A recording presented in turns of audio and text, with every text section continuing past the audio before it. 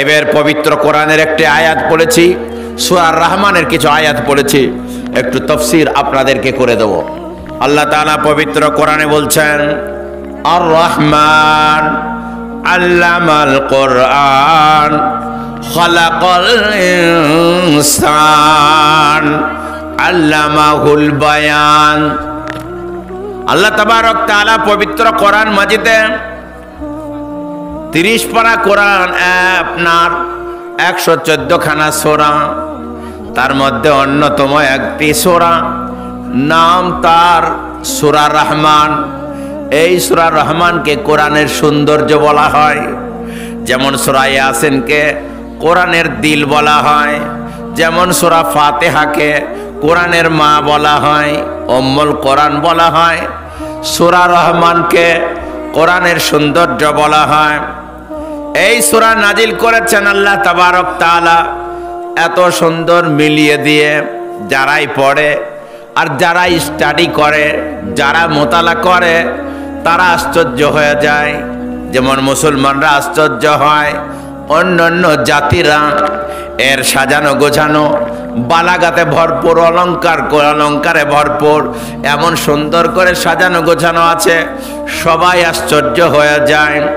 আল্লাহ তাআলা শুরু করছেন আর রহমান আল্লামাল কোরআন, যিনি চরম দয়ালু, পরম দয়ালু, বড় মেহেরবান, যিনি তোমাদেরকে পবিত্র কোরআন শিক্ষা দিয়েছেন।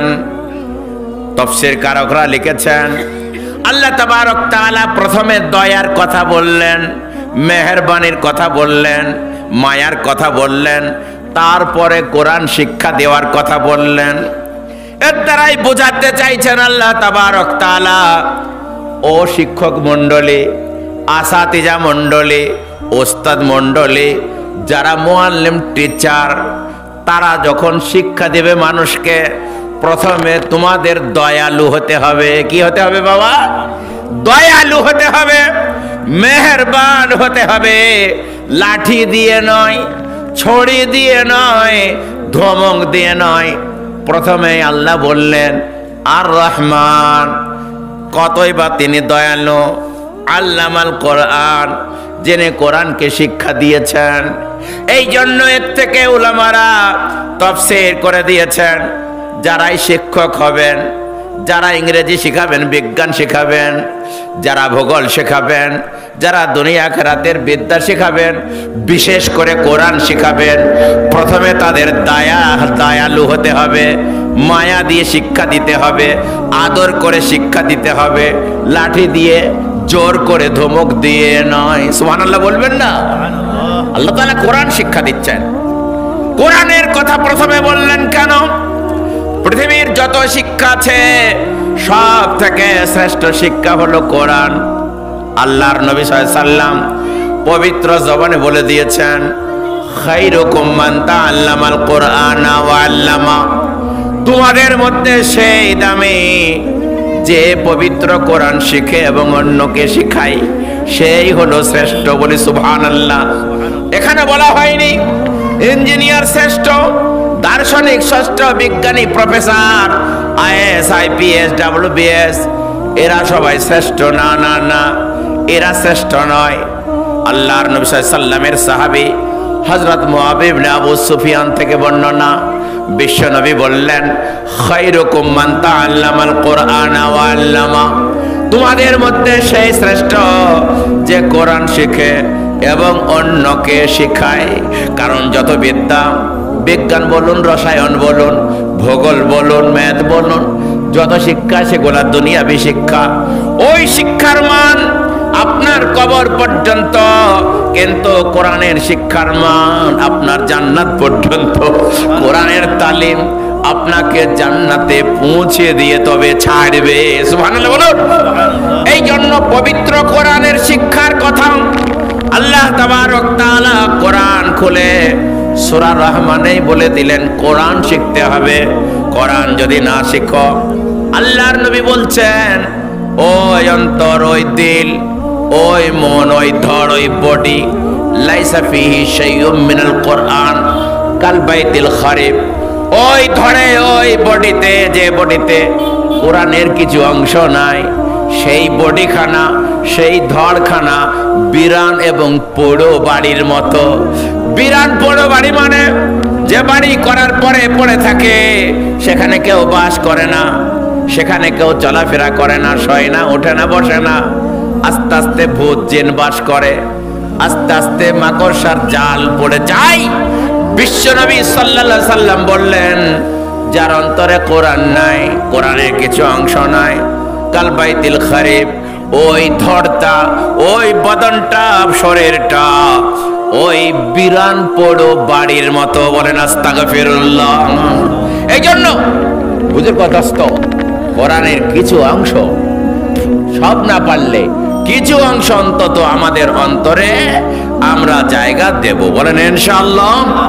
বুঝুর কথাস্থ, আজকের সভা আমি শুনলাম পবিত্র কোরআন, এখানে মক্তব চলে, নাইট মক্তব চলে। তারই লক্ষ্য রেখে জেনে রাখবেন, কোরআন যারা পড়ে আর কোরআন যারা শিখে আর কোরআন যারা শেখায় তাদেরকে শ্রেষ্ঠ বলা হয়েছে।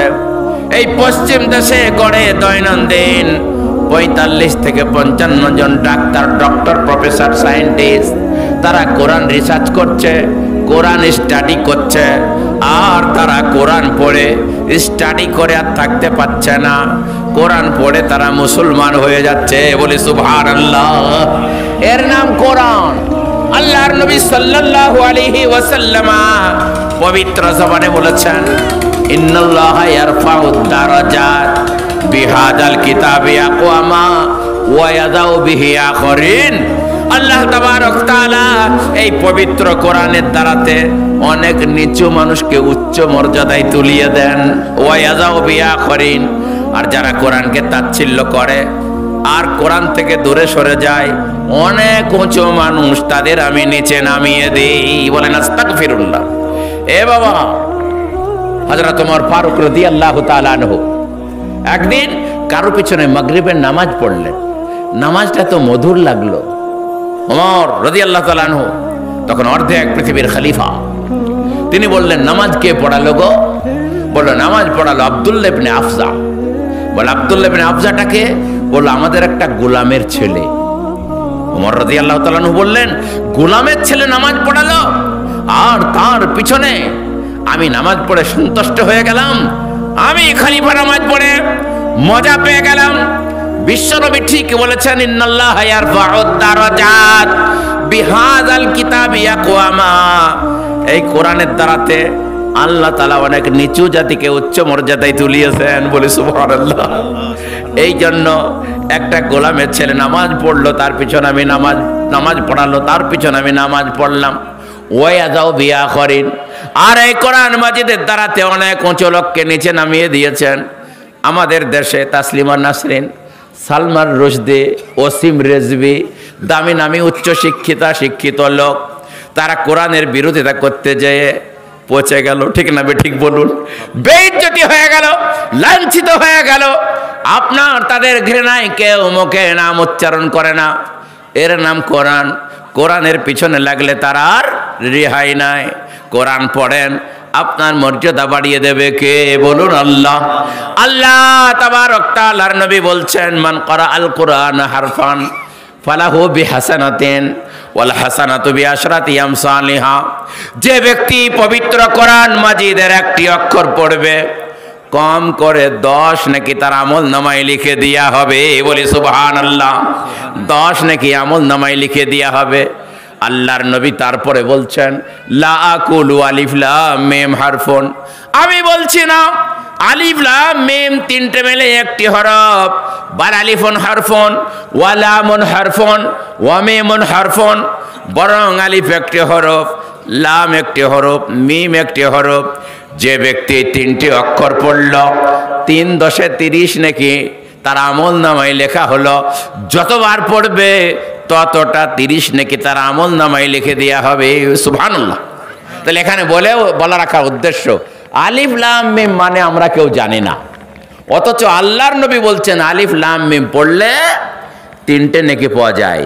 এর দ্বারাই বোঝা যায় আমরা যার মানেই জানি না তার ব্যাপারে নবীজি যখন নেকির কথা বললেন, এর দ্বারাই বোঝা যায় আপনি কোরআনের মানে জানেন আর না জানেন। পড়লেই নেকি পাবেন। কেন আলিফ লামের মানে তো কেউ জানেই না, সেইটাই নবীজি তুলে ধরলেন। আল্লাহ তাআলার নবী সাল্লাল্লাহু আলাইহি সাল্লামও বলেননি, আল্লাহও বলেননি। মুফাসসিরগণ যারা তাফসীর করেন এই ধরনের অক্ষরের নিচে লেখেন আল্লাহু আলামু বিমুরাদিহি, আল্লাহ এর মানে ভালো জানে, আমরা কেউ জানি না। তা পড়লে যখন নেকি পাওয়া যাবে এ কথা স্পষ্টভাবে সহিহ হাদিসে এসে গেল। এর দ্বারাই বোঝা যায় কোরআন বুঝে পড়ুন আর না বুঝে পড়ুন, পড়লে 10 নাকি আপনার আমল নামায় লিখে দেয়া হবে। সুবহানাল্লাহ। বুজুর্গ দোস্ত, পবিত্র কোরআন আল্লাহ তাবারক তাআলার বাণী যারাই পড়বে দিন দিন তাদের মর্যাদা বেড়ে যাবে। একটা জয়ীফ হাদিস আপনাদের সামনে বলি, যদিও হাদিসটা কমজোর কিন্তু ফজিলতে বলা যায়। হযরত আবু হুরায়রা রাদিয়াল্লাহু তাআলা আনহু তেনাকে ডেকে নবীজি বললেন, তাআল্লিমিল কোরআন ইয়া আবু হুরায়রা ওয়া আল্লিমিন নাস। ইয়া আবু হুরায়রা, কোরআন শিখো, মানুষকে শিখাও। ওয়াইন মুত্তা ওয়া আনতা কাযালিকা, কোরআন শিখতে আর শিখাইতে এই অবস্থা করতে করতে যদি তুমি মারা যাও, জারাতিল মালাইকাতু আলা কবরিকা কামা ইউজারুল মুমিনুনা আলা বাইতিল্লাহিল হারাম। কোরআন শিখতে আর কোরআন শিখাতে শিখাতে যদি মৃত্যুবরণ করো, তুমি যখন মরবে তোমার কবরে ফেরেশতারা এইভাবে তওয়াফ করবে যেমন কাবা শরীফ তওয়াফ করা হয়। সুবহানাল্লাহ বলবেন না? বুজুর্গ দোস্ত, কোরআন পড়নেওয়ালা আর পড়ানেওয়ালার মর্যাদা এত বেশি। কানজুল উম্মালে হাদিসে আছে। বুজুর্গ দোস্ত, এ হলো আল্লাহ তাবারক তাআলার কোরআন। যারা কোরআনের খেদমত করে চাল দিয়ে, ডাল দিয়ে, টাকা দিয়ে, পয়সা দিয়ে, সর্বোপরি সন্তান দিয়ে, ছেলে দিয়ে যদি কোরআন আপনার খেদমত করেন, কোরআনের খেদমত চাল দিয়েও হয়, ডাল দিয়েও হয়, টাকা দিয়েও হয়, পয়সা দিয়ে হয়, শিখে হয়, আপনার বাচ্চা দিয়েও হয়, যে কোনো প্রকারে কোরআনের খেদমত করলে আল্লাহ মর্যাদা দান করবে। যার সন্তান নাই সে করবে কি? বুজুর্গ দোস্ত, যার সন্তান নাই সে সহযোগিতা করবে অন্যের সন্তানকে পড়ানোর জন্য। আর তার সন্তান আছে, সন্তানকে পড়াবে। আপনার ছেলে ডাক্তার হোক, ইঞ্জিনিয়ার হোক, মাস্টার হোক, প্রথমে পবিত্র কোরআন কিছু শিখুক। এটা চাই না? আমরা চাই না? চেষ্টা করবো, বলেন ইনশাল্লাহ। এ বাবা, কোরআনের ব্যাপারে আমরা যেন মূর্খ না থাকি। শুনলে আশ্চর্য হবেন, এখন বর্তমানে পৃথিবীতে 200 কোটি মুসলমান। তো ভারত এবং বাংলাদেশের পাকিস্তানের সমীক্ষা শোনায়, পাকিস্তানে শতকরা 15টা নামাজ পড়ে, 85টা বেনামাজি। না, এটা বাংলাদেশে শতকরা 15টা নামাজ পড়ে, 85টা বেনামাজি। পাকিস্তানে শতকরা 17টা নামাজ পড়ে, 83টা বেনামাজি। আর ভারতবর্ষে শতকরা 5টা নামাজ পড়ে, 95টা নারী পুরুষ মুসলমান বেনামাজি। বলেন আস্তাগফিরুল্লাহ। এই যে ভারতবর্ষে 5টা নামাজ পড়ে তাদের অবস্থা শুনবেন। 30 বছর নামাজ পড়ে দোয়া কুনুত জানে না, 40 বছর নামাজ পড়ে দোয়া সানা বাইদ বাইনি জানে না, 25 বছর নামাজ পড়ে আর তাহিয়াত শুদ্ধ নাই, 50 বছর নামাজ পড়ছে আলাম তারা শুদ্ধ নাই। ঠিক না বে ঠিক বলুন? এই রকমের নামাজি প্রচুর আছে রে বাবা। তাহলে আপনাকে কোরআন শিখতে হবে না? হবে না? এখনো নামাজি নাই। আর নামাজি যারা আছে তারা কোরআন জানে না। কোরআন না জানার কারণে তার নামাজ তার উপর অভিসম্পাদ করে। তবলিগ জামাতে যে একজন ভাই বলছে, হুজুর আমি আলম তরাটা জানি। হ্যাঁ গো, আলম তরাটা কি গো? আলম তারাকে আলম তরা বলছে। বলছে হুজুর হচ্ছে কিনা দেখেন দেনি। আলম তরা কাইবা ফাআলা রাব্বুকা বিআসহাবিল ফিলে ওরে শালে আলাইহিম তায়রা নাবাবিল। এই যদি কিরাতের অবস্থা হয়। আরেকজন বলছে লইলাফিটা জানি। লইলাফি কোরাইশিন ওইলাফিহিম রেহেই নিতাই সীতাই। নিতাইকে সীতাইকে ভোট দিয়েছে, কি করবেন করেন। এই যদি কিরাতের অবস্থা হয়, আমাদের নামাজের অবস্থা কি হবে? 5টা লোক নামাজি। এই জন্যই সমস্ত মাদ্রাসাগুলো মক্তব করা দরকার। আপনার বাড়ির আপনার ছেলে আপনার মেয়ে একটাও যেন কোরআন থেকে দূরে না থাকে। তারপর আপনার ছেলে মাস্টার হোক, ডাক্তার হোক, আইএস হোক, আইপিএস হোক, ইঞ্জিনিয়ার হোক, প্রথমে পবিত্র কোরআনটা শিখুক, কোরআনটা শিখুক। আল ইলমু ফিস সিগার কান নাকশি ফিল হাজার।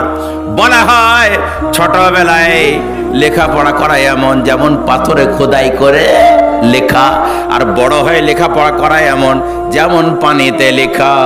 এ বাবা, পাথরে